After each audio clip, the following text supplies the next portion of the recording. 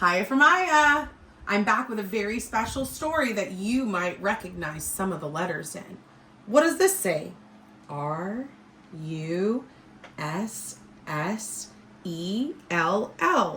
What word is that?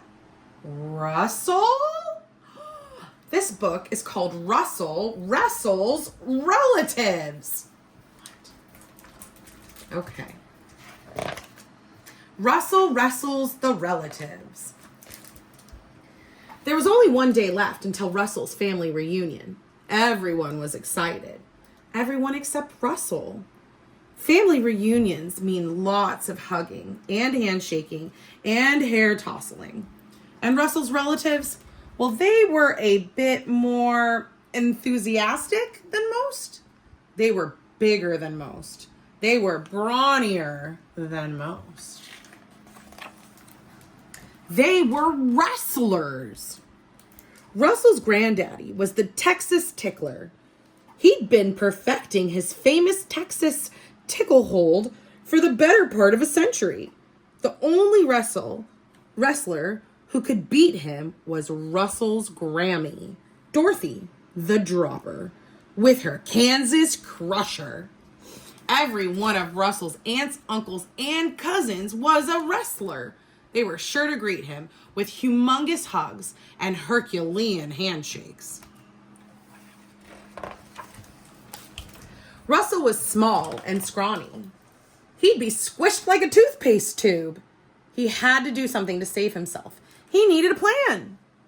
Master Disaster Diversion Plan. Number 1, run and hide. In the dog bed? Behind the ferns? On top of the fridge? Where's he gonna hide? Reunion day arrived faster than a 2-second count. At the sound of the bell, Russell ran and hid in the laundry basket. He thought he was safe until Mom caught him in an ankle hold. What are you doing in there? She switched to a wrist lock. Come say hello. Hey, Russell. His cousins Lori and Tori, the twin tornadoes, tag-teamed him with back-to-back backbusters. Whap, whop, whoosh! Russell slid across the floor. Help! Where Uncle Iron Army Murphy caught Russell's hand in his vice grip. Nice to see you, young man, he bellowed, and gave Russell the earthquake shake. Russell vibrated from head to toe. Look at him. When Uncle Iron Arm finally released him, Russell rumbled right into the arms of Cousin Cora, the cleaner. She grabbed him in her washing machine hold. You're even cuter than in your pictures. Russell squeaked. You tell. When Cora started the spin cycle, Russell thought he was a goner. How could he run and hide if he couldn't get away? His belly flip-flopped. His head swam. He gasped, and his stomach sucked in as skinny as a snake's. Then, to his surprise, he slid right out of Cora's grasp. Nice move, Lori said. Move, Russell asked, inching towards the plant stand. What's that called? Tori asked. The slippery sidewinder?